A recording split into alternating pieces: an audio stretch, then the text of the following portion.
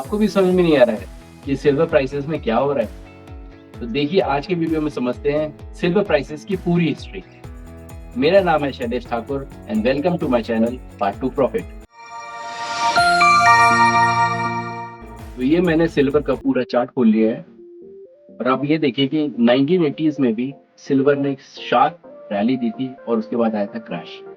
पहले समझते हैं 1980s में ऐसा क्या हुआ था जिसकी वजह से ये रैली और ये क्रैश हुआ।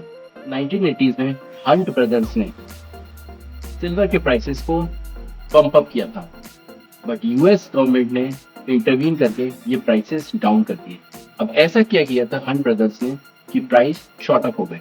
तो 1970s में जब गोल्ड को यूएस डॉलर से डीलिंग किया गया तो उसको ऐसा लगा कि dollar will keep losing value, मतलब उसकी वैल्यू कम होती चली जाएगी। किसी हार्ड एसेट में अपना पैसा लगाना चाहिए जो आगे जाके ग्रो करे।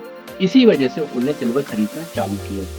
अब सिल्वर पहले $5-6 पर आउंस पे ट्रेड कर रहा था, मगर इतना सिल्वर पंप अप हुआ कि वो $40 के ऊपर भी निकल गया। तो नियरली 10x ग्रोथ हुई थी उस टाइम पे। बट यूएस को ये बात अच्छी नहीं लगी और उन लोगों ने रूल्स चेंज कर दिए और यहाँ तक कि आप सिल्वर को केवल बेच सकते हो और खरीद नहीं सकते, और इन रूल्स की वजह से सिल्वर एकदम क्रैश हो गया। तो ये तो थी 1980s की कहानी।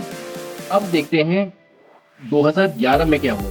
तो 2011 में भी आप देख सकते हैं कि सिल्वर अराउंड $11 पे 2008 में ट्रेड कर रहा था। उसके बाद वो पंप अप हुआ टिल $47।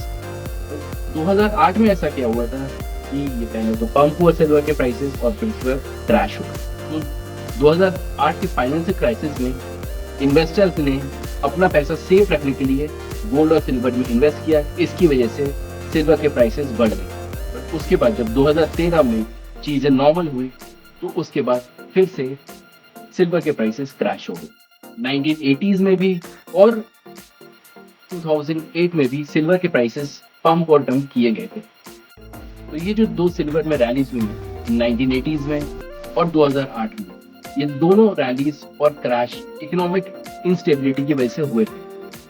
अब हम देखते हैं कि आज के सिल्वर प्राइसेस जो बढ़े हैं फ्रॉम $24 to $85, नियरली ट्रिपल, इनके रीजंस क्या हैं?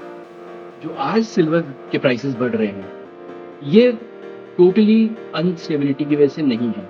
हाँ, थोड़ी अनस्टेबिलिटी है because of the US changing policies, but industrial demand silver की बढ़ रही है, चाहे वो इलेक्ट्रॉनिक्स हो, सोलर पैनल्स हो या मेडिकल इक्विपमेंट्स हो।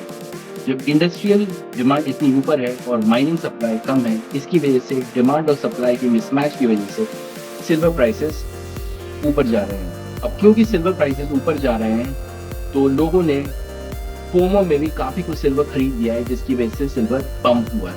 Because of the industrial demand silver prices में कंटिन्यू टू गो अप। हो सकता है इन द मिड और शॉर्ट टर्म इट में फ्लक्चुएट या थोड़ा करेक्ट भी हो जाए, but I think long run में 2 से 5 साल में इनको ऊपर ही जाना चाहिए। तो ये तो था सिल्वर प्राइसेस की पूरी हिस्ट्री।